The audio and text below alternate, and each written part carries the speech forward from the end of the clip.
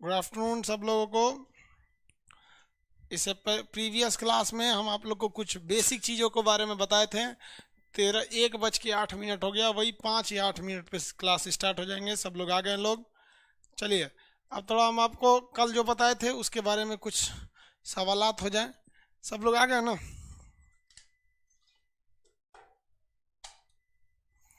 आ गए। कुछ कुछ लोगों का बड़ा बड़ा प्रॉब्लम है भाई एटलस को लेकर। देखिए, ये वाला जो एटलस है ना, ये 8वां एडिशन है। देखिए भाऊ, ये कौन सा एडिशन है? इसको ऑक्सफोर्ड का ऑक्सफोर्ड ऑक्सफोर्ड पब्लिकेशन है। इसका चाहिए आपको स्कूल एटलस। स्कूल एटलस, इस स्कूल एटलस का ये वाला जो है ना 8वां एडिशन है। और आप लोग को अभी मार्केट में मिल रहा है 9th एडिशन। तो कोई दिक्कत नहीं है, आप 8 एडिशन भी ले सकते हैं, 9th एडिशन भी दे सकते हैं। इसके लिए आप लोग कौन बहुत कॉल कर रहे थे, तो परेशान नहीं हुई है। देखिए, आपका पास अगर कोई दूसरा बुक भी ऑलरेडी आप खरीद लिए हैं तो आपको प्रॉब्लम बस यही आएगी कि हम मान लीजिए हम तो किसी एक बुक से पेज नंबर बोलेंगे। जैसे हम बोल देंगे ऑक्सफोर्ड का किताब है तो हम बोल देंगे पेज नंबर 47 पर श्रीलंका है, और वही दूसरी किताबें रहेंगी तो उस पर 47 पे रहेगा कि नहीं रहेगा। मेन यही प्रॉब्लम आता है, और कुछ खास प्रॉब्लम नहीं आएगी। तो ये एडिशन की समस्या हो गई। समझ में आ रहा है कि नहीं आ रहा? तो पहला ये चीज़ समझ में आ गया आप लोग को। एडिशन वगैरह के लिए टेंशन नहीं लेंगे। ये जो बुक है यहाँ देखिए क्या लिखा है, 8वां। 8वां एडिशन है।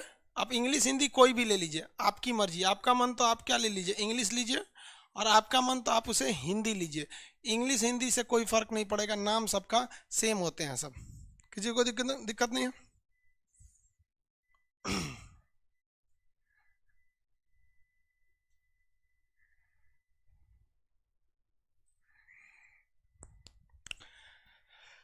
रविंद्र कुमार जी, आप यहाँ जो कमेंट कर रहे हैं कि पॉलिटी का फी पेड कर दिए, कोर्स नहीं चल रहा है, तो आप व्हाट्सएप पे लिख के भेजिए। वहाँ पर आप अपना नाम या मोबाइल नंबर, बैच नंबर नहीं भेजोगे, दोबारा कर दीजिएगा।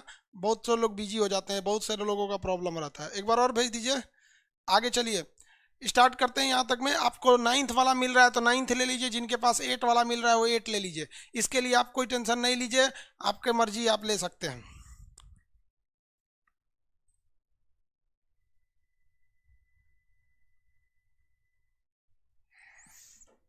चलिए अब आगे पढ़ाते हैं। कल बताए थे आपको आसियान देशों के, सार्क देशों के बारे में बताए थे। सार्क में कितने देश आए थे? 8 देश आए थे सब सार्क देश में। आज हम उसके आगे थोड़ा बताते हैं। सार्क देश कितने लोग को याद हो गए हैं, बोल सकते हैं? फटाफट बोलिएगा, सार्क में कितने देश आते हैं? 8 का नाम बताइए। सार्क में जो 8 देश आते हैं, 8 के नाम बताइए। कमेंट कीजिए, फर्स्ट लेटर बस लिखिएगा, पहला, बस पहला लेटर। सार्क में जितने देश आते हैं 8 के नाम फटाफट। फिर आज आसियान बताते हैं आपको।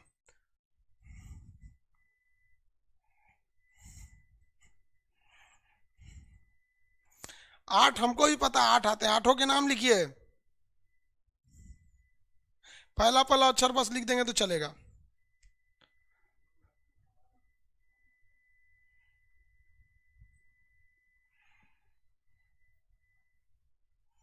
Very good. फर्स्ट अक्षर बस लिख लेंगे। मालदीव, ये वाला देश कौन है? मालदीव, श्रीलंका, भारत, पाकिस्तान, अफगानिस्तान, नेपाल, भूटान और बांग्लादेश। ये किस में आते हैं बाबू? ये सार्क देशों में आते हैं सब। अब कमेंट अब छोड़ देंगे लोग, अब यहाँ आगे पढ़िए, आगे समझाते हैं। देखिए, किसी भी नक्शा में ये ऊपर का एरिया नॉर्थ, साउथ, ईस्ट और ये वेस्ट होता है। यही होता है ना किसी भी नक्शा में। यहाँ पर तो ये एशिया महाद्वीप का ये तो साउथ है और ये ईस्ट है। लेकिन अगर इस पोर्शन की बात करेंगे ना, ये वाला पोर्शन को, तो आप देखिए ये एशिया का साउथ है। ये क्या है? साउथ एशिया है, यानी दक्षिण एशिया है।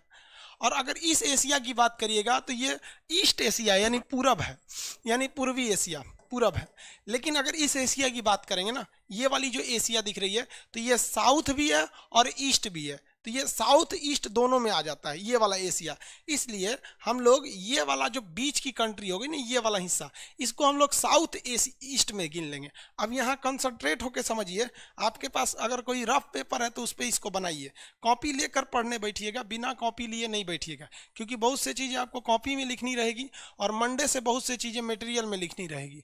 अब यहाँ देखिए, लास्ट में क्लास के कुछ इन्फॉर्मेशन देंगे, उसको समझिएगा। आपके पीडीएफ से रिलेटेड, नक्शा से रिलेटेड ये सब चीज़ें रहेंगी आपकी। ये हो गया आपका डायरेक्शन। यहाँ पे ऊपर के डायरेक्शन को हम लोग कहते हैं नॉर्थ, ये हो गया नॉर्थ, हिंदी में इसे कहते हैं उत्तर। नीचे का इसका ठीक काउंटर पार्ट नीचे होता है साउथ, साउथ को हम लोग हिंदी में कहते हैं दक्षिण, साउथ को हिंदी में क्या कहेंगे, दक्षिण। और ये जो हो गया ना, ये ईस्ट हो गया, ईस्ट को हिंदी में कहते हैं हम लोग पूरब, ये हो गया पूरब। और ये हो गया आपका वेस्ट, इसको हम लोग कहते हैं पश्चिम, वेस्ट यानी पश्चिम हो गया ये, ठीक है। यहाँ तक में कोई प्रॉब्लम नहीं, प्रॉब्लम आती है इसके बीच वाले में। इसका अगर बीच वाला देखेंगे तो ये वाला पार्ट, और इसका बीच वाला देखेंगे तो ये वाला पार्ट, ये सब बात कर रहे हैं, देखिए ध्यान से। इसकी बात करेंगे तो ये नॉर्थ में नहीं है और ना ही ये ईस्ट में है, तो इसके पास, और इसको भी देखेंगे ये नॉर्थ और वेस्ट के बीच में है। इसके नामकरण में एक प्रॉब्लम आती है, कुछ लोग इसको कहेंगे कि सर ये नॉर्थ है और ये ईस्ट है, नॉर्थ है और क्या है, ईस्ट है। यानी हिंदी में बात करेंगे तो ये उत्तर है और ये पूरब है, उत्तर पूरब इसे कहेंगे, इसे क्या कहेंगे, उत्तर पूरब। लेकिन आप बताइए ये पूरब उत्तर भी तो हो सकता है, इसे पूरब उत्तर भी तो कह सकते हैं, कौन सा सही है, सही तो दोनों है, लेकिन जो ज्योग्राफी के हिसाब से अगर आप देखेंगे तो ज्योग्राफी के हिसाब से ये सही है, सॉरी ये नहीं सही है, ज्योग्राफी के हिसाब से उत्तर पूरब सही है। जबकि रेलवे को देखिएगा तो रेलवे गोरखपुर को पूर्वोत्तर रेलवे कहता है, गलत कहता है। समझिए कैसे, इसको आप कोशिश करेंगे कि जब समझा दे तो एक तो कॉपी में रफली बना लेंगे, ये ऐसा चीज़ है कि दिमाग में एक बार बैठ जाएगा फिर उतरेगा नहीं। ज्योग्राफी जो है वो पृथ्वी को मानता है, और पृथ्वी एक चुंबक की तरह होती है जो अपनी चीज़ों को अपनी ओर खींचती है। किसी भी चुंबक में दो पोल होता है, एक होता है नॉर्थ पोल और एक होता है साउथ पोल, नॉर्थ पोल और साउथ पोल होते हैं किसी भी चीज़ में, दो पोल हो गए सब। तो जो ज्योग्राफी होती है ये नॉर्थ डायरेक्शन को और साउथ डायरेक्शन को, यानी उत्तर और दक्षिण को ज़्यादा वैल्यू देती है, और अन्य डायरेक्शनों को ज़्यादा वैल्यू नहीं दिया जाता है। तो ज्योग्राफी के हिसाब से दो डायरेक्शन ज़्यादा वैल्यू है, नॉर्थ और साउथ। अब आप में से बहुत से लोग क्वेश्चन कहेंगे कि सर अगर नॉर्थ और साउथ में पूछेंगे कि इनमें ज़्यादा वैल्यू किसकी है, तो इनमें ज़्यादा वैल्यू नॉर्थ की है। हालांकि दोनों बराबर वैल्यू है क्योंकि नॉर्थ का ठीक काउंटर हो जाता है साउथ। तो इसमें ज़्यादा वैल्यू होने की वजह से पहले हम लिखेंगे उत्तर, उसके बाद हम लिखेंगे पूरब। यहाँ कभी मत लिखिएगा कि पूरब और उत्तर क्या है, समझ में आया कि नहीं। रेलवे गलती करती है तो उसकी गलती माफ है, क्योंकि रेलवे का काम ज्योग्राफी पढ़ाना नहीं है, रेलवे का काम अपने सवारियों को ले जाता है, उसकी सवारी ठीक से जा रही है ना, काम खत्म है। रेलवे का ये काम नहीं है कि आपको ज्योग्राफी सिखाए। तो एक अगर हलवाई को मिठाई बनाने नहीं आ रहा है तो ये गलत बात है, और हमको मिठाई बनाने नहीं आता है तो कोई दिक्कत नहीं, क्योंकि हम हलवाई थोड़ी है। एक ड्राइवर को अगर खाना बनाने नहीं आता है तो कोई दिक्कत की बात नहीं है, क्योंकि वो ड्राइवर है, उसको गाड़ी चलाना आना चाहिए। तो कोई भी इंसान का जो मेन ऑब्जेक्टिव है वो पूरा होना चाहिए। आप यहाँ ज्योग्राफी और नक्शा पढ़ने बैठे हैं तो आपसे ये उम्मीद नहीं रखी जाएगी कि आप इसे पूरा उत्तर और पूरब कहिए, क्योंकि आप इसके लिए क्लास कर रहे हैं, इसके लिए पेमेंट दिए हुए हैं, तो आप हर चीज को ऑथेंटिक बोलिएगा। अब आप बताइए इसका नाम क्या होगा, यहाँ पर आंसर दीजिए। लो इसको, इसका नाम क्या होगा, इसे हम पश्चिम उत्तर कहें या उत्तर पश्चिम कहें, फटाफट बताएंगे इसे, पश्चिम उत्तर या उत्तर पश्चिम, आंसर देंगे आप लोग।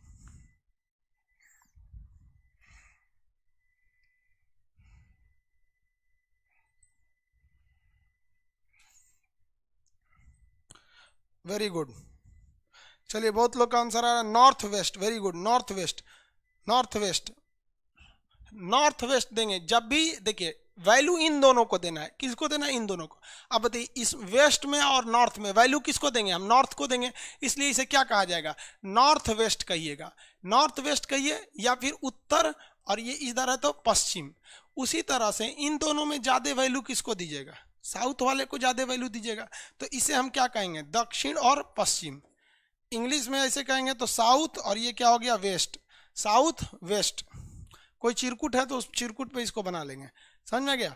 अब यहाँ देखिए इसको में, इसमें वैल्यू क्या है, तो इसमें वैल्यू है साउथ, इधर ईस्ट, क्या हो गया, साउथ और ईस्ट, यानी दक्षिण और पूरब। इतना तो बना लेंगे ना, किसी को कोई दिक्कत नहीं है। डायरेक्शन बोलिएगा, ये कौन सा डायरेक्शन है, मेरा हाथ डायरेक्शन बोलिए, नॉर्थ, साउथ, ईस्ट, वेस्ट, ये बोलिए तो ये कौन सा डायरेक्शन है, ये डायरेक्शन बोलिए फटाफट। अकेले बैठ के क्लास किया कीजिए, जो बोलेंगे तो उसको भी आपको बोलना है। ये वाला डायरेक्शन उत्तर पूरब, कौन सा है? उत्तर पूरब। ये उत्तर पश्चिम, उत्तर पूरब उत्तर पश्चिम, बीच में देखिए उत्तर, उत्तर पूरब उत्तर पश्चिम, उत्तर उत्तर पूरब उत्तर पश्चिम। और ये तो पूरा पूरब, ये पूरा पश्चिम। वैसे ही नीचे कहेंगे तो दक्षिण, जैसे नीचे चले गए दक्षिण, तो ये हो गया दक्षिण पश्चिम, ये हो गया दक्षिण पूरब। तो इसको आप दिमाग में रखे रहेंगे ताकि काम आएगा। हालांकि नक्शा में इतना बार इसका यूज होगा कि आपको दिमाग में एकदम पूरी तरह से घुस जाएगा, लेकिन शुरुआत में अभी आदमी को आपको धीरे धीरे बताना पड़ता है, वरना भाग जाएंगे। उसी हिसाब से यहाँ देखिए, ये वाला जो एशिया है, अगर एशिया को अगर आप देखेंगे इस डायरेक्शन में, तो ये किधर जा रहा है? ये एशिया साउथ ईस्ट एशिया है कि नहीं है? ये वाला एशिया है, साउथ में है और फिर ईस्ट में है, तो ये एशिया क्या हो जाएगा? South east Asia. और ये देश है सब कि नहीं है सब? अब भैया ये सब तो देश ही हैं सब, यहाँ पे इंडोनेशिया, फिलीपीन, ताइवान, ये सब तो देश ही हैं सब। तो देश को क्या कहा जाता है? नेशन कहा जाता है कि नहीं कहा जाता है? तो ये हो गया नेशन। तो साउथ ईस्ट एशियन नेशन, इन लोग का एक एसोसिएशन यानी संगठन है। तो ए फॉर एसोसिएशन, तो इसे को कहा जाता है आसियान, एसोसिएशन ऑफ। याद रखने का कितना सिंपल तरीका है, association of south east Asian nation, association of south east Asian nation. इसे क्या कहा जाएगा? आसियान कहा जाता है। आसियान में आते हैं आपके 10 कंट्री आते हैं सब। आसियान में कितने कंट्री आते हैं? 10 कंट्री। अब याद कीजिए, कल हम आपको एक होमवर्क दिए थे, कहे थे कि जितने देश हम बताएंगे आपको उस देश की राजधानी याद होनी चाहिए। मालदीव की राजधानी माले, श्रीलंका की राजधानी, अभी नई राजधानी श्री जयवर्धनपुरम में, पहले कोलंबो थी। इंडिया का दिल्ली, पाकिस्तान का इस्लामाबाद, अफगानिस्तान काबुल, नेपाल भूटान नेपाल का काठमांडू, भूटान थिम्पू, और आपका बांग्लादेश ढाका। ये याद रहनी चाहिए आपको, ये हम याद नहीं कराएंगे आपको ये एक लास्ट मौका है कि डेली आप 10-10 कंट्री का लोकेशन देखेंगे और फिर आप उसका राजधानी याद रखेंगे। अभी हम इन देशों के बारे में कुछ नहीं बताए हैं, हम कैसे बताएंगे? पहले ये देशों को यहाँ तक बता देंगे, फिर थोड़ा सा इसके बारे में बताएंगे, थोड़ा इसके बारे में, फिर थोड़ा इसको धीरे धीरे करके। जैसे श्रीलंका के बारे में आपको अच्छा खासा पता हो गया है। जैसे हम आपसे कह दें कि मालदीव में था आपका हम्बनटोटा बंदरगाह, क्या सही बोल रहे हैं हम? बताइए हम्बनटोटा बंदरगाह कहाँ था? हम सही नहीं बोल रहे हैं तो आप बताइए हम्बनटोटा बंदरगाह कहाँ था?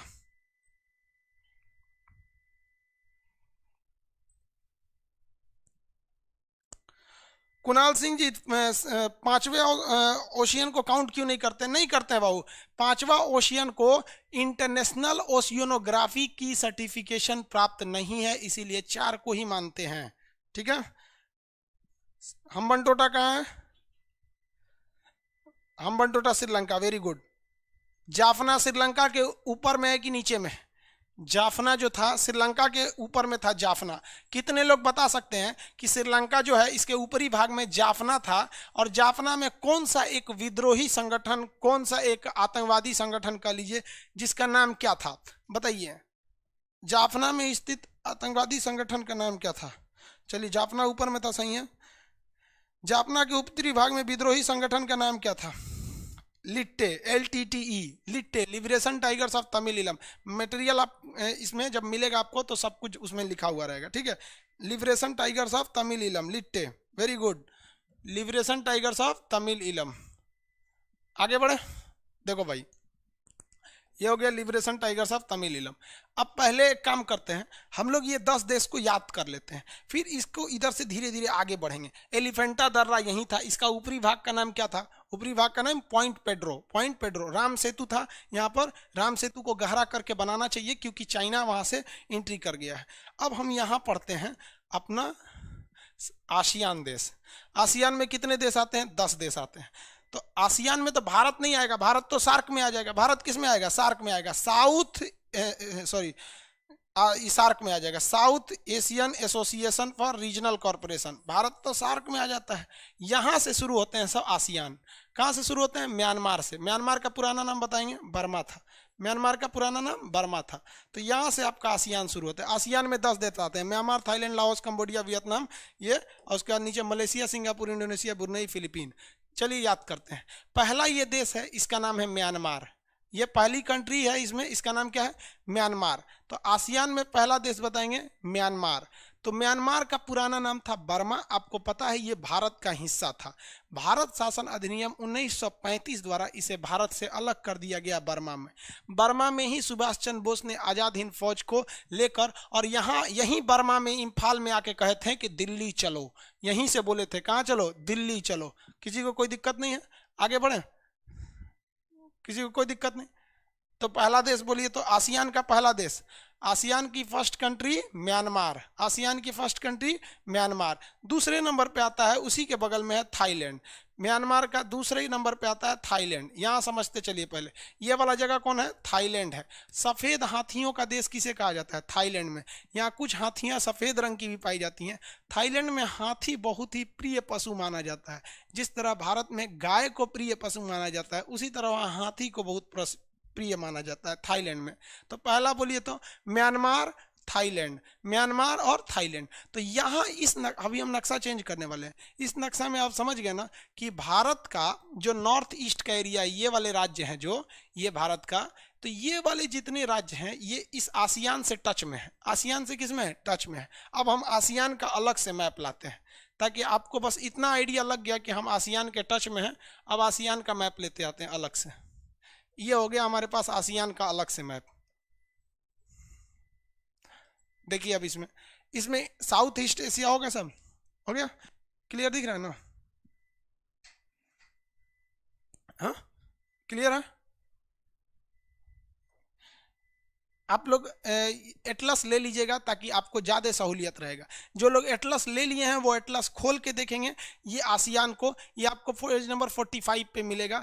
या फिर आप लोग को आइडिया तो खुद ही लग जाता होगा कि सर आज आसियान पढ़ाए हैं, तो हो सकता है कल चाइना की ओर में बताएंगे या यहीं के आसपास रहेंगे। तो आप जब क्लास खत्म रहेंगे तो एक आइडिया रखेंगे, उसमें एक पेपर लगा देंगे कि सर ने कल यहाँ पढ़ाया था, तो एक पेज आगे या पीछे हो सकता है। तो आप देखिए यहाँ से इंडिया झाँक रहा है कि नहीं झाँक रहा है? देखिए यहाँ इंडिया झाँक रहा है, यहाँ से बना देते ही देखिए यहाँ इंडिया से झांक रहा है ना, यहाँ पे ये आपका इंडिया का पूर्वी भाग है, यहाँ से इंडिया झांक रहा है। अब यहाँ देखिए पहला कंट्री बोलिए, ये पर्वत का नाम आराकाम योमा पर्वत, आराकाम पर्वत पहला हो गया आपका म्यांमार। म्यांमार के बाद थाईलैंड, थाईलैंड को सफ़ेद हाथियों का देश कहा जाता है। थाईलैंड में एक नहर बनने वाली है, क्रा नहर, ये अभी नहीं पढ़ाएंगे, ये थाईलैंड में जाएंगे तब पढ़ाएंगे। जिस तरह से श्रीलंका गिनवा दिए थे, लेकिन श्रीलंका में क्या था? लिट्टे समस्या, क्या अमेरिका था, शीत युद्ध क्या था, या ट्रांसमीटर विवाद क्या था, वो तो श्रीलंका के बारे में जाने के बाद बताए थे। म्यांमार, थाईलैंड, साथ में बोलिएगा म्यांमार, थाईलैंड, ये दो देश हो गए। अब यहाँ एक देश था जिसका नाम था, फ्रांस ने इस पर कब्जा कर रखा था। ये एक देश पर किसने कब्जा कर रखा था? फ्रांस। तो इसका नाम था फ्रेंच ईस्ट इंडिया। क्या नाम था? French east India. French east India, जिस तरह से ब्रिटिश ईस्ट इंडिया हम लोग का था, इसने French east India. French east India में 3 देश थे सब। एक का नाम था लाओस। फ्रेंच ईस्ट इंडिया में कितने देश? 3। एक का नाम था यहाँ पर लाओस, दूसरा जो देश था उसका नाम था कंबोडिया, लाओस के नीचे क्या हो गया? कंबोडिया, और सबसे किनारे में जो था उसका नाम था वियतनाम। सबसे किनारे जो था उसका नाम था वियतनाम। तो फ्रेंच ईस्ट इंडिया में कितने देश? 3 देश। फ्रेंच ईस्ट इंडिया में कितने देश? 3 देश। कौन कौन? ये ब्लू कलर का लाओस, उसके नीचे रेड कलर का कंबोडिया। तो Laos, Cambodia, Vietnam, Laos, Cambodia, Vietnam, कितने देश? 3 देश। Laos, Cambodia, Vietnam. French east India में कितने देश आते हैं? 3 देश। फ्रेंच ईस्ट इंडिया में 3 देश, लाओस, कंबोडिया, वियतनाम। अब बताइए ब्रिटिश ईस्ट इंडिया में भी तो 3 देश। ब्रिटिश ईस्ट इंडिया जो भारत को आज़ाद करके गए, वहाँ बन गया आपका भारत, पाकिस्तान और बांग्लादेश। तो ब्रिटिश ईस्ट इंडिया में भी तो 3 थे। वैसे ही फ्रेंच ईस्ट इंडिया में कितने हो गए? 3। कौन कौन से हो गए? Laos, Cambodia, Vietnam. Laos, Cambodia, Vietnam, याद रहेगा? तो बताइए 2 ठो तो आपने इधर याद रखा, कौन कौन? म्यांमार, थाईलैंड, म्यांमार, थाईलैंड, और 3 इधर याद रख लिया, कौन?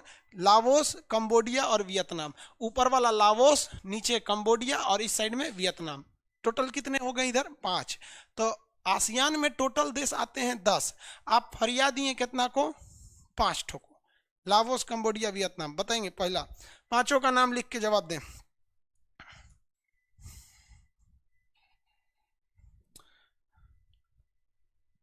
ब्राइटनेस कम कर दें, ब्राइटनेस तो कम ही है, ज़्यादा करने के लिए करेंगे। हो गया?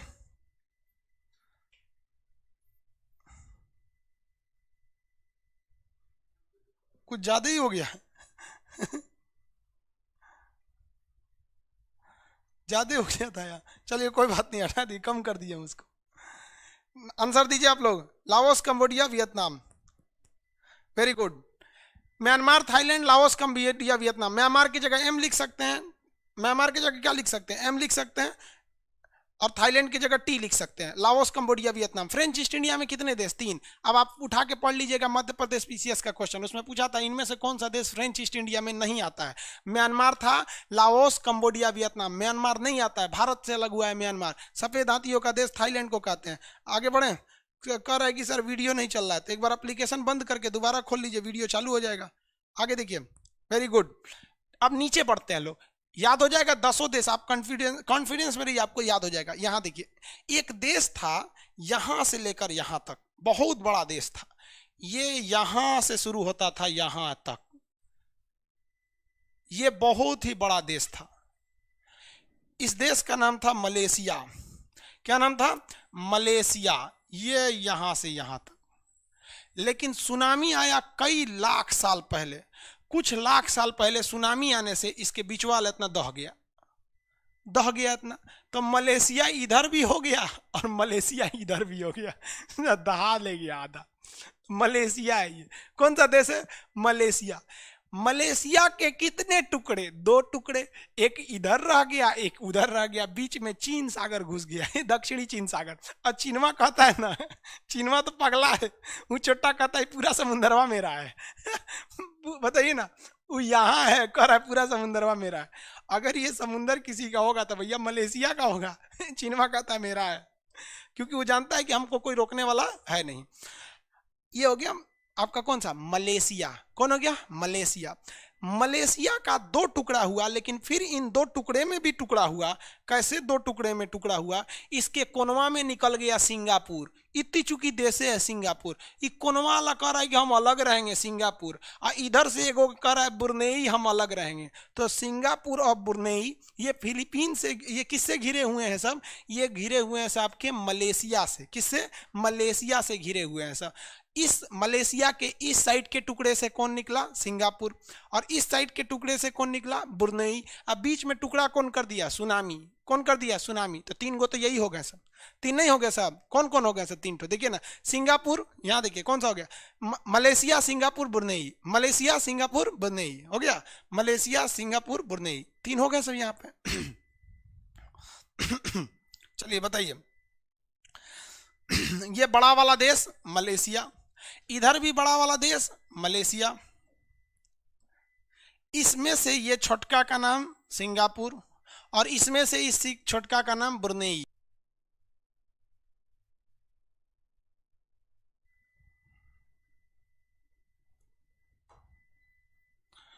हो गया बाबू? बफरिंग क्यों कर रहा है? देखना या कमेंट पे कमेंट कर रहा है, बफरिंग हो रहा है।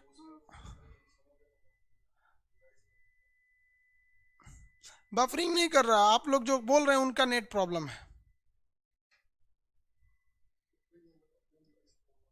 बहुत से लड़के, एक ही तो लड़के हैं, बहुत बार बार उनका बफरिंग कर रहा है। बफरिंग जो कर रहा है आपके यहाँ नेट का प्रॉब्लम है, यहाँ से नेट का प्रॉब्लम नहीं है।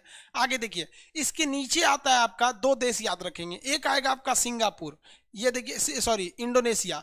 ये बड़ा सा देश है इंडोनेशिया, यहाँ भी है, यहाँ भी है, और ये वाला भी है, ये है, ये कई टुकड़ों में है सिंगापुर, सॉरी इंडोनेशिया। इंडोनेशिया दुनिया का सबसे बड़ा मुस्लिम कंट्री है, इतना कई टुकड़ों में है यहाँ पे। ये है आपका इंडोनेशिया।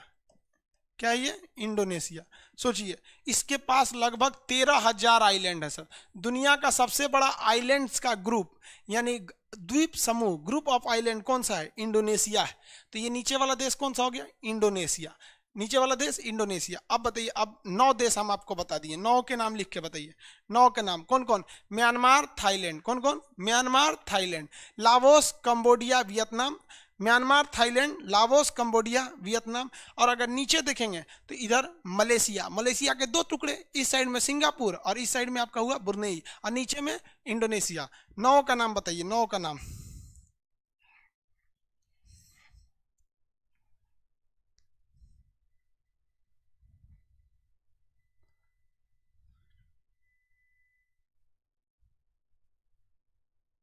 हो गया बाबू? 9 का नाम बताइए फटाफट।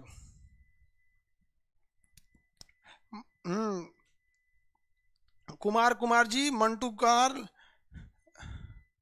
सब लोग का सही है।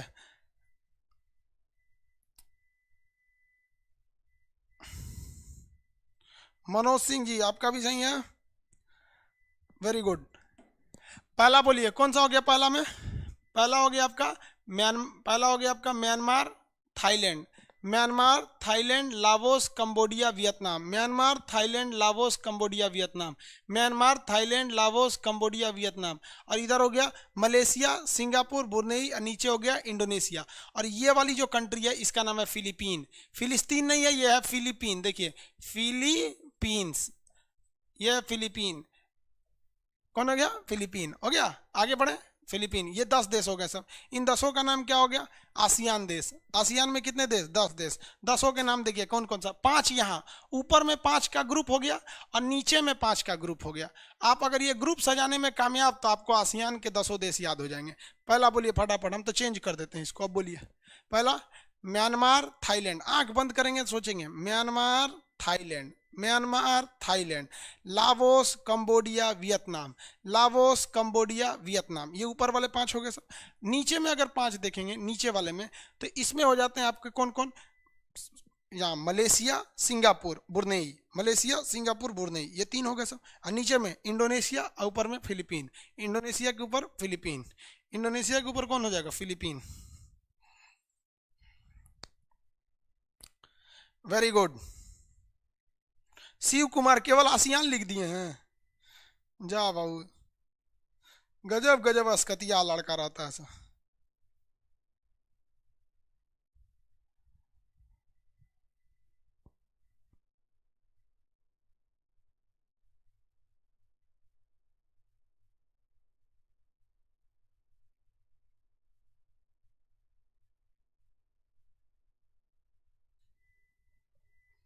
आगे बढ़े।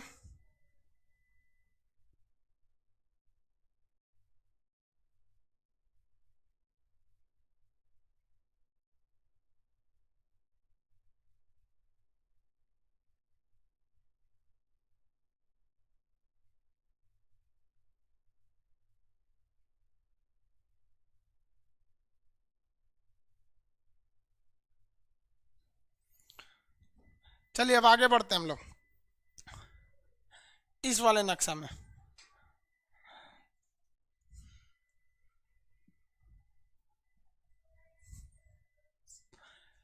देखिए बाबू ध्यान से देखिए ये वाला नक्शा। इसमें आपको अब बताना है टोटल सार्क से लेकर कहां से, सार्क से लेकर कहां तक? आसियान तक। सार्क से आपको आसियान तक बताना है। स्टार्ट किया जाए एकदम फुल कॉन्फिडेंस के साथ। पहला, सबसे पहला श्रीलंका, सबसे सॉरी मालदीव। स्टार्ट कहां से करेंगे?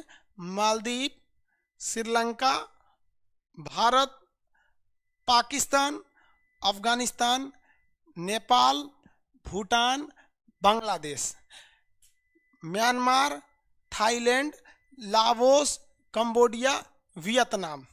ये हो गया वियतनाम। नीचे में Malaysia, Singapore, Brunei, Indonesia, Philippine. तो टोटल 8 इधर और 10 इधर, टोटल कितने हो गए? 18। अब आपको इस 18 के क्या याद रहने चाहिए? राजधानी याद रहना चाहिए।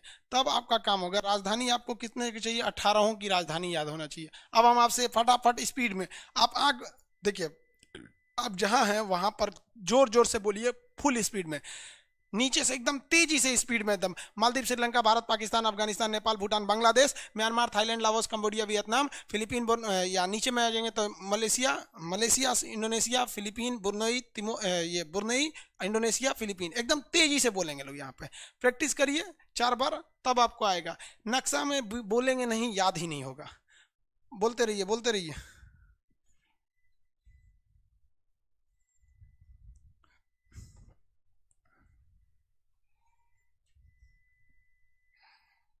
सार्क की राजधानी कहाँ है? वो राजधानी नहीं होती, हेडक्वार्टर होता है, काठमांडू में है। काठमांडू में हेडक्वार्टर होता है, राजधानी नहीं होती। अच्छा क्वेश्चन है आपका। कौन है? प्रवीण कुमार शर्मा जी, प्रवीण कुमार शर्मा जी। देखिए सार्क जो है ना, सार्क, ओहो, ये सार्क है। इस सार्क का हेडक्वार्टर, इस हेडक्वार्टर का है काठमांडू में। तो आप लोग कहेंगे सर आसियान का भी तो एक हेडक्वार्टर होगा जहां इन 10 देशों की मीटिंग होती होगी, तो वो इंडोनेशिया की राजधानी जकार्ता में है। सार्क का हेडक्वार्टर कहाँ है? काठमांडू में। सार्क का हेडक्वार्टर काठमांडू में। हो गया।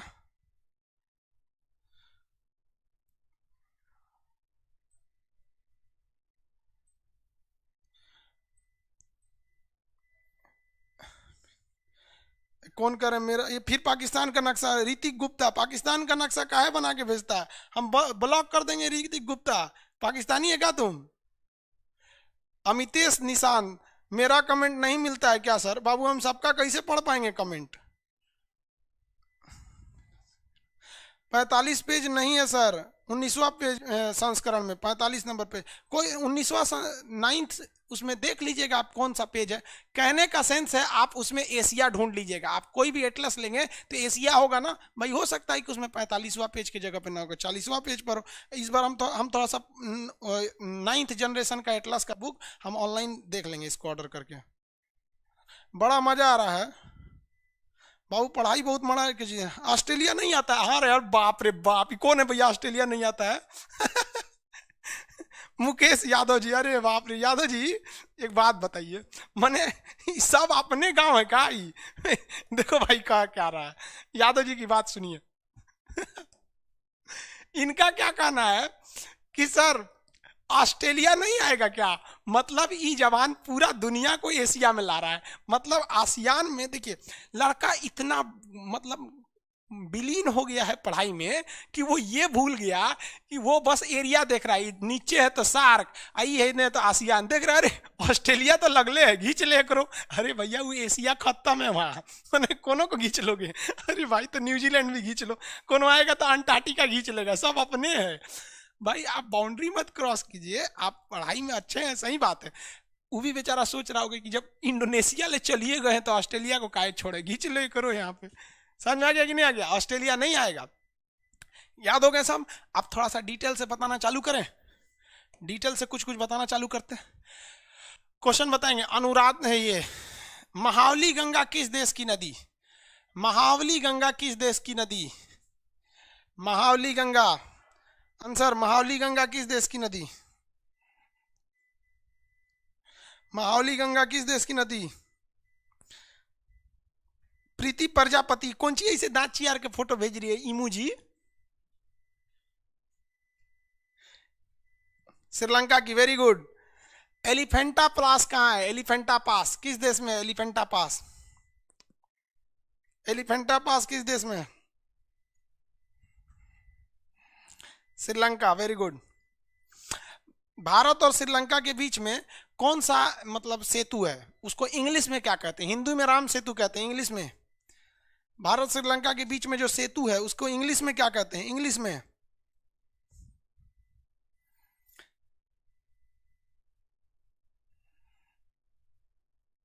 राम सेतु को इंग्लिश में क्या कहते हैं?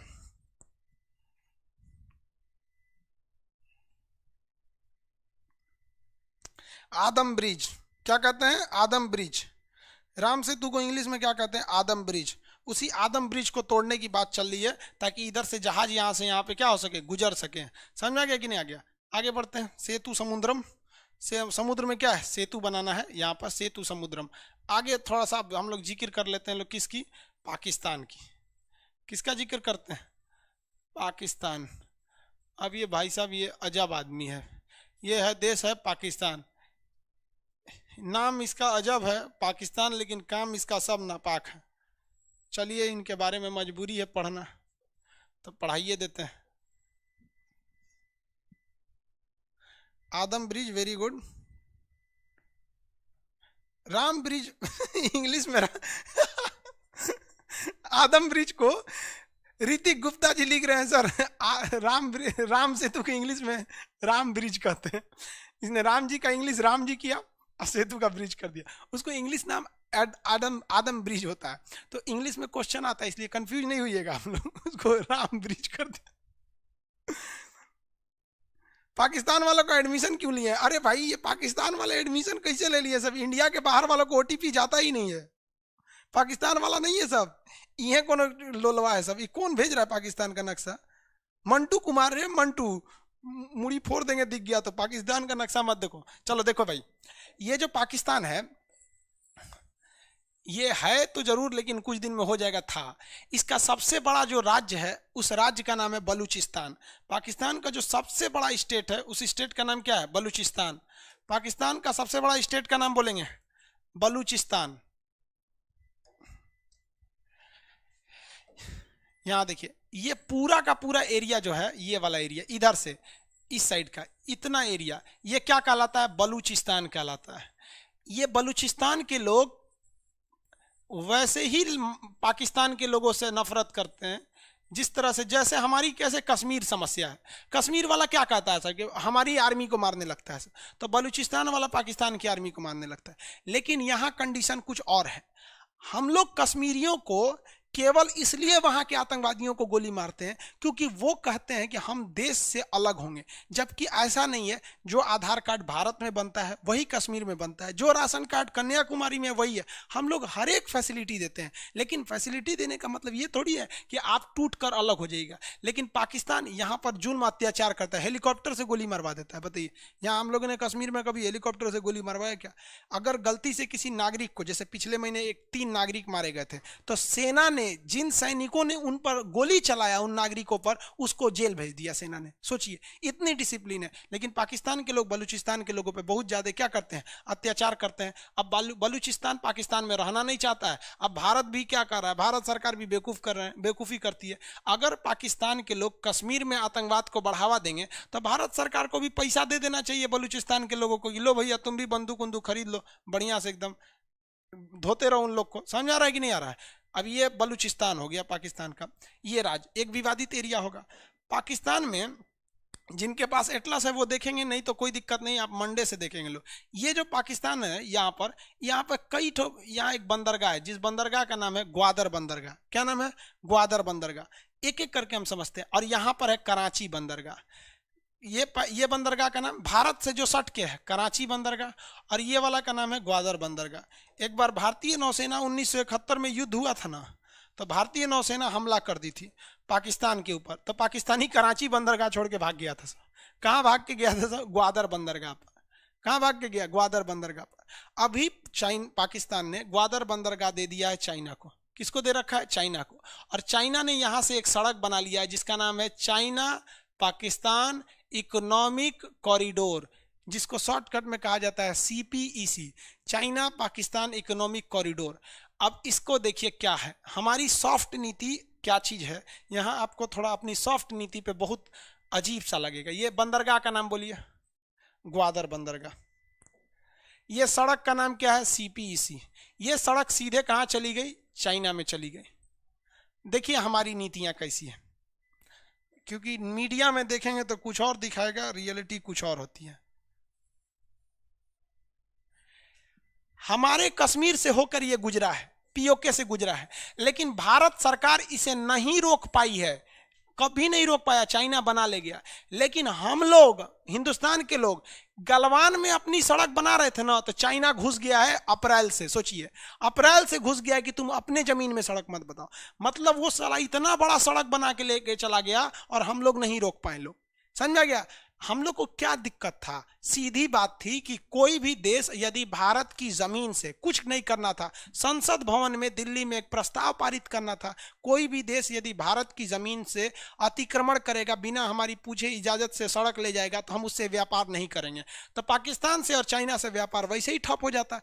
या तो तुम रोको या तो व्यापार रोको, कोई एक रोको। लेकिन ना हमारे पगड़ी वाले मनमोहन सिंह रोक पाए, जो सन ऑफ सरदार थे, 1.25 लाख से एक लड़ा वहां, और ना हमारे 56 इंच वाला रोक पाए लोग। आई कोनो ना रोक पाएगा सब। समझा गया? देखिए, चाइना और पाकिस्तान से बदला एक ही शर्त पे लेगा, जब कोई युवा 30 साल 25 साल की उम्र का जब प्रधानमंत्री बनेगा ना, बस उसको 1 महीना के लिए बना दो भाई, 1 महीना में उलटा देगा, ससुरा थोड़ा सीपीसी रहे चाहे ना रहे। भाई बहुत अजीब सा लगता है, हमारे देश से तुम कैसे ले पे आ गए। ये दिखाता है कि उन लोग की विदेश नीतियां कितनी स्ट्रिक्ट है चाइना की, और हम लोग को उलझा के रखता है। वो इतना उलझा देता है कि आप उधर सोच भी मत कीजिए। तो सीपीईसी किन दो देशों को जोड़ता है? चाइना पाकिस्तान को। ये जोड़ देने से भारत के लिए एक बहुत ही बड़ा, बहुत मतलब क्या कहिएगा, एक बहुत जोर का झटका लगा इसको जोड़ने से। कैसे? देखिए, अरे भाई सीधा हो जाओ, तिरछा है, तिरछा है कि सीधा है? तिरछा अभी भी है।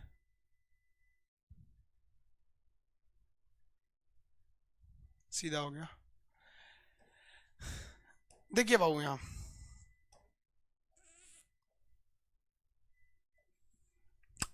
जब ये सड़क नहीं बनी थी तो चाइना के पास एक सरदर्द था कि चाइना को अपने जितने भी व्यापार करने थे वो इस रास्ते से करता था।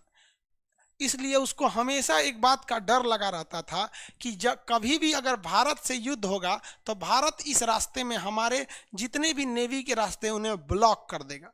इसलिए चाइना को एक वैकल्पिक रास्ते की जरूरत थी, जिसको वो आराम से बाईपास कर गया भारत को। उसे भारत का चक्कर ही नहीं लगाना पड़ा, उसके लिए रास्ते कम पड़ गए, उसका पेट्रोल बच गया, टाइम बच गया, पैसा बच गया, और भारत से सुरक्षित हो गया। जो सामान वो अरब देशों को बेचता था, इस रास्ते से ले आकर इतना घूमकर अब उसको कुछ नहीं करना है, अपने देश से ट्रक से ले आकर यहाँ से लट करके उतार देगा। ये है हम लोग की नीति, सोचिए। और हम लोग पीओके चिल्ला रहे हैं लोग। ये मीडिया हमारे देश की ना कुछ भी अजीब टाइप का काम कर देती है। और आजकल तो मीडिया एकदम समझिए कि वैश्या हो गई है मीडिया, उससे भी सस्ता हो गया मीडिया। क्या बोलिएगा इसको, इसको रिया चक्रवर्ती दिख रहा है, हमारा पीओके चल गया, अभी तक कोई वो नहीं है। अब बोलिए ना मीडिया को तो कहेगा कि नेहरू की गलती है। तो मतलब आप झाल बजाने के लिए बैठे हैं संसद भवन में कि नेहरू जब प्रधानमंत्री होकर गलती कर सकते हैं तो आप प्रधानमंत्री होकर सुधार नहीं सकते हैं, यही ना? तो सीधा कहिए कि आप में उनमें कोई अंतर नहीं है, तो कोई दिक्कत नहीं है इसमें। सबकी बात यही है, चाहे वो आप गुलजारी लाल नंदा को ले लीजिए, चाहे बीबी गिरी को ले लीजिए, चाहे आप अभी ले लीजिए, किसी को ले लेंगे आप, सब एक ही टाइप के बात करते हैं। तो ये सड़क कौन सा हो गया? सीपीसी। पाकिस्तान के 2 बड़े बंदरगाह कौन हो गए? ये हो गया आपका कराची, और ये हो गया आपका कौन सा? ग्वादर। अब जरा देखो, ये जो हमारे संसद में बैठे हैं ना, ये ससुरे इतिहास नहीं पढ़ते हैं सर, और ना ही इनको नॉलेज है। याद करो बाबू आप लोग, चाइना, अमेरिका हम्बनटोटा बंदरगाह लेने जा रहा था कि नहीं लेने जा रहा था? हम्बनटोटा बंदरगाह ले रहा था, लेकिन भारत ने क्या घुसा दिया यहाँ पर? बताइए, नाम बताइए फटाफट। एलटीटी। भारत ने क्या घुसा दिया? एलटीटीई। एलटीटी यहाँ आके इतना खरमंडल मचाया कि यहाँ से अमेरिका चला गया कि नहीं चला गया? चला गया यहाँ से। अब बताओ, हम वही हिंदुस्तानी हैं जो 1971 में इंदिरा गांधी कर सकती थी। जब यहाँ सड़क बना रहा था तो भारत सो रहे थे उस वक्त, हमारे जो सिक्योरिटी एडवाइजर लोग थे लोग, वो सो रहे थे। जब आपको पता है कि ये वाला एरिया बलूचिस्तान ऑलरेडी अशांत एरिया है, तो खरमंडल मचा दो, पाकिस्तान को सीधा कह दो, या तो तुम्हारा ये सड़क रहेगा और या तो तुम्हारे लिए बलूचिस्तान रहेगा, कोई एक देख लो। तो ना, हम लोग को तो ससुरा अभी बिहार में चुनाव है, इसके पहले मध्य प्रदेश में था, उसके बाद 2024 में, 2024 के चुनाव का अभी से तैयारी चालू हो रहा है। सोचिए, देखिए ना, फेसबुक पे ग्रुप बन गया है सब पार्टियों का। कांग्रेस के लिए अलग बन गया कि 24 में जिताना है, बीजेपी के लिए अलग बन गया, सबका अलग से बन गया। 24 में देश कहाँ जाएगा किसी को मतलब नहीं। आप खुद सोचो बाबू कि जब हमारी इंदिरा गांधी अमेरिका को बंदरगाह नहीं देने दी, श्रीलंका में घुस के तबाही मचा दी, तो हम पाकिस्तान में घुस के कहीं नहीं मचा दिए थे, नहीं मचा पाए थे। यही चीन है जो नेपाल से भगा दिया था अमेरिका को, हम वही भारत है जो यहाँ से भगा दिए थे, लेकिन यहाँ से नहीं भगा पाए। अजब नौटंकी है। ईरान में बंदरगाह लिए, चाबहार, तो कौन काम का? वो केवल व्यापार के लिए लिए हैं, कोई सैन्य अड्डा के लिए नहीं लिए, जबकि ये पूरी तरह से सेना उतार सकता है, पूरी उसी के कंट्रोले में रहेगी, चाइना के कंट्रोल में। अब क्या कहिएगा, हमारा काम है पढ़ाना, पढ़ा रहे हैं हम, नीति नहीं ना बना सकते वहां जाके। अजीत डोभाल क्या कर रहे हैं भैया? मीडिया जो है ना हमारे देश का मीडिया, ये किसी को हीरो बना देता है, किसी को जीरो बना देता है, समझ में गया? अगला पीएम खान से ना रे बउआ हमरा पढ़ाए दो।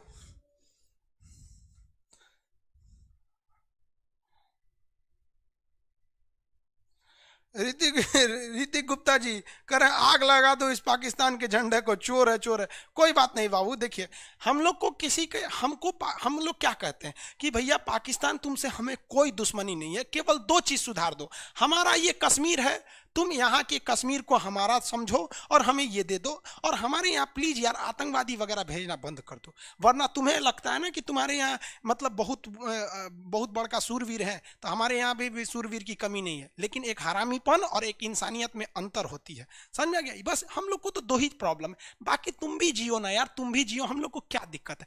हम लोग की तो संस्कृति है यार, वसुधैव कुटुंबकम। अरे हम लोग से बड़ी संस्कृति किसकी होगी? हम लोग ने राक्षसों के जो गुरु थे शुक्रा, उनको हमने आचार्य की उपाधि दिया, शुक्राचार्य दिया। सोचो, राक्षस के गुरु को हम लोगों ने गुरु की उपाधि दिया। इससे विनम्र संस्कृति कहां मिलेगी? लेकिन तुम हमरा ऊपरा चढ़ के मारेगा तो ना बर्दाश्त होगा। इमरान खान, समझ में आ गया ना? तो इमरान खान इधर हम खान से टक्कर लगा देना, बर्बाद कर देंगे उसका। ओकरा दिखा देंगे पाकिस्तानी खान में इंडियन खान में शेर और सुअर का अंतर होता है, कितना अंतर होता है दिखा देंगे उसको। सजा क्या करेगा? ओकरा तो बियाह कैला से फुर्सते नहीं मिल रहा है, 4 गो बियाह कैले वहां पे। खैर छोड़िए इस सब में। पाकिस्तान आता है ना, दिमाग खराब हो जाता है चढ़ने। इस चट्टा के वजह से हिंदुस्तान के हर मुसलमान को गाली सुनना पड़ता है यहाँ पे, हर मुसलमान को, क्योंकि सबको लगता है ये वैसे ही होंगे सब। यहाँ पर पढ़ना लिखना है नहीं सालों लोग को, अब 8 गो बच्चा पैदा कर देना है, भारत में छोड़ देना है, यहाँ लेके यहाँ बम मारेगा सब। यहाँ चलिए, ये समझ में आ गया? कितने बंदरगाह? पाकिस्तान का वह बंदरगाह जो चाइना के कंट्रोल में। आंसर दीजिए। पाक स्ट्रीट बाबू श्रीलंका और भारत के बीच में है, ये आपको स्ट्रीट में पढ़ाएंगे, अभी नहीं पढ़ाएंगे।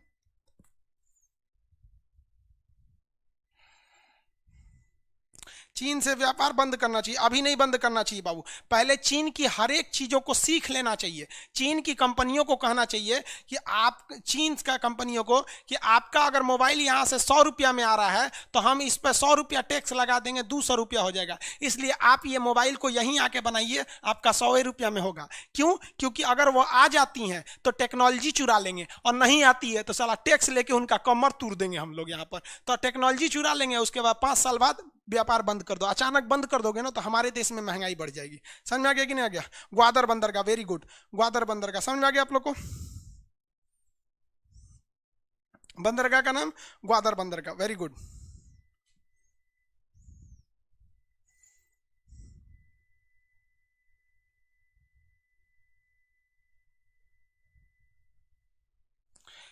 आगे देखते हैं हम लोग। सीपीईसी समझ में आ गया ना? सीपीईसी का मेन रास्ता क्या था? चाइना एकदम सिक्योर लाइन में चला गया सीपीईसी को लेकर। अब यहाँ देखो, पाकिस्तान में ना मेनली 4 प्रांत है। एक ग्वादर जो टूटने वाला है, एक सिंध वाला एरिया यहाँ पर है। अब यहाँ पर समझो यार, ये एक जगह जो है ना पाकिस्तान, तो पाकिस्तान को जो सिंध वाला एरिया है, और ये तिरछा मत हो भाई, गिर कह रहा है पाकिस्तान, अभी मत गिर बाबू, एक वक्त आएगा तू अपने से गिर जाएगा। ये रहा, देखिए पाकिस्तान का ये जो एरिया है ना, ये कहलाता है सिंध। ये क्या कहलाता है? सिंध कहलाता है। तो सिंध हो गया, और ये इसके ऊपर का एरिया कहलाता है पंजाब। सिंध हो गया और ये हो गया पंजाब। आपको पता है सिंध और पंजाब के लोगों को पाकिस्तान कहता है कि यही लोग असली पाकिस्तानी है, बाकी तो साले नौकर चाकर हैं सब। पंजाब और सिंध वाला समझ में आ गया कि नहीं आ गया? अब पंजाब तो हमारे पास भी है, पूरा पंजाब था तो हम लोग के पास आधा आ गया, और इस साइड के एरिया सिंध है। अब हमारे राष्ट्रीय गान में लिखा हुआ है पंजाब सिंध गुजरात मराठा द्राविड़ उत्कल बंगा। तो आंध्र प्रदेश के कुछ लोगों ने विरोध कर दिया कि हमारे राष्ट्रगान में पाकिस्तान का राज्य की चर्चा क्यों है, क्यों हमारे राष्ट्रगान में सिंध शब्द है। हम ऐसे लोगों से कहना चाहते हैं कि आपके पास 2 ऑप्शन है, या तो अपने राष्ट्रगान से सिंध शब्द को हटा दीजिए, या ये भी तो हो सकता है हम साला सिंध को वापस ले आएंगे अपने भारत में, कि अगर तुम कश्मीर से नहीं हटेगा तो हम सिंध ले लेंगे। तो हमारे हिसाब से ना दूसरा रास्ता अच्छा है, हम अपने राष्ट्रगान में सिंध रखेंगे, और हमारी ये मंशा होनी चाहिए कि एक प्लानिंग होना चाहिए कि अगले 10 सालों में इस तरह से रणनीति बनाइए कि अगर पाकिस्तान तुम पीओके नहीं दे सकते हो तो हम सिंध ले लेंगे, और हम अपने अधूरे राष्ट्रगान को पूरे सम्मान से पूर्ण करेंगे। समझ में आ गया कि नहीं? आप सहमत है दूसरे रास्ते से? पहला रास्ता गलत है, समझ में आ गया?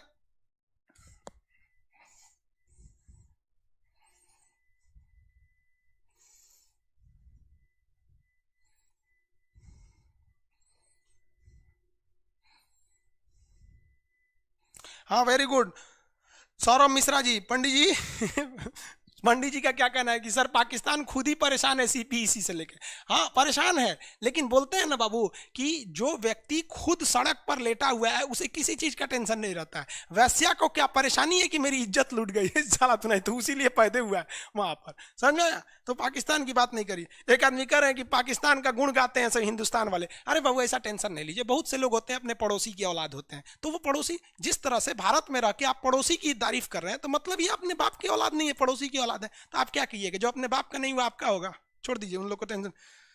आगे देखें, चलिए बाबू आज के लिए इतना ही रहने देते हैं। एक्चुअली क्या है कि धीरे धीरे आगे बढ़ते हैं, वरना आप लोग ने एक ही बार बर्बाद हो, मतलब टेंशन में आ जाएंगे। नक्शा वाला चीज होता है ना, लिखने वाला चीज नहीं, दिमाग में बैठाना है। तो धीरे धीरे करें। मंडे से आप लोग को एटलस ले लीजिएगा। एटलस लेंगे ना तो ये सब दिखने लगेगा। आप स्कूल एटलस लेंगे, बताए हैं जो आपको, वो आपका या तो 8 एडिशन लीजिएगा या तो 9th एडिशन, उसमें एशिया देखेंगे, ये सारी चीजें मिलेंगी। आगे बढ़े।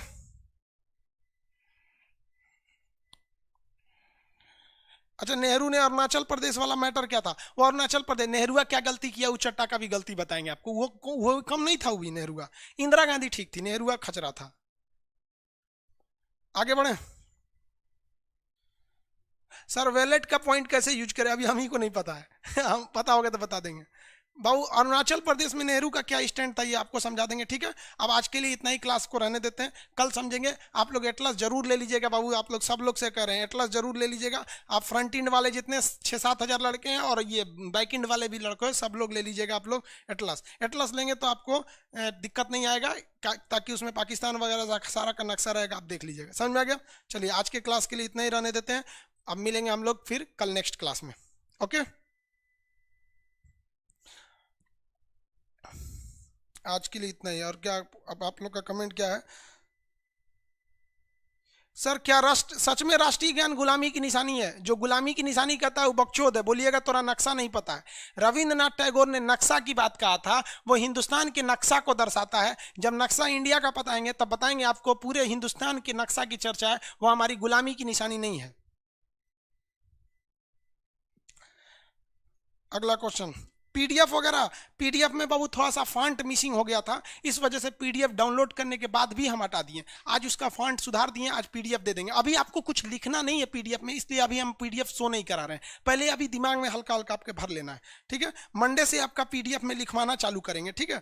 इसलिए हम आपको कल पीडीएफ को प्रोवाइड करा देंगे और मंडे से लिखवाना चाहिए। इकोनॉमिक्स का क्लास होगा सर, बाबू इकोनॉमिक्स का क्लास भी हो जाएगा। अभी थोड़ी तबीयत गड़बड़ चल रही है, डॉक्टर बोला है रेस्ट कीजिए। मेरा आंख देखेंगे ना तो आंख में सूजन हो गया, ये लाइट ज्यादा करता है ना यहाँ से, तो थोड़ा सा गड़बड़ है तबीयत। अब मान हम डॉक्टर तो बोला है कि सारा क्लास छोड़ दीजिए, रेस्ट कीजिए, लेकिन पॉसिबल नहीं है, ठीक है। हो गया क्लास। फिजिक्स का क्लास होगा आज, कितने बजे से फिजिक्स? 4 बजे से। रेलवे वाले जो है फिजिक्स वाले, उनका 4 बजे से क्लास है। सर आपका टेलीग्राम चैनल है, टेलीग्राम चैनल कई मेरे नाम पे फर्जी भी है, मेरा एक ओरिजिनल है। ओरिजिनल चैनल आज यूट्यूब पर एक वीडियो डालेंगे शाम तक में, लगभग 8 बजे तक यूट्यूब पे वीडियो जाएगा। उस वीडियो के डिस्क्रिप्शन में टेलीग्राम ग्रुप का लिंक दिए रहेंगे।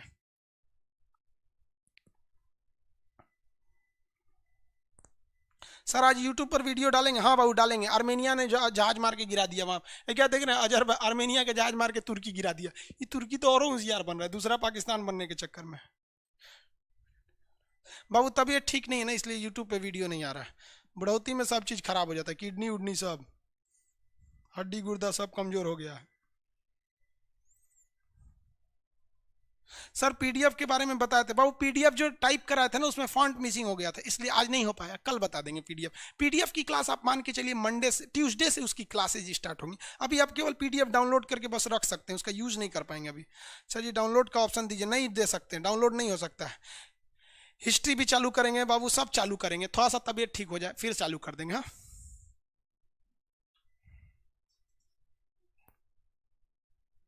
सर आप बूढ़े हो गए तो आपको अभी हम जमाने लग रहे हैं।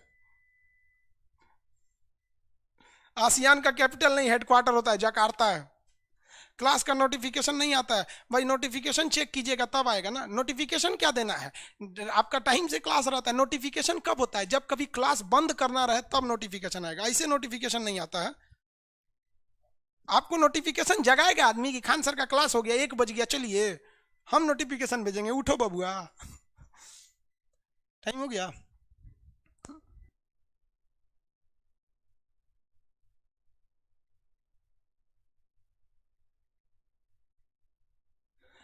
ठीक है बाबू, अब चलते हैं अब, ठीक है, हम नेक्स्ट क्लास कल मिलेंगे। जो इनका रेलवे वाला है उनका आज 4 बजे फिजिक्स भी बताएंगे, ठीक है। जय हिंद।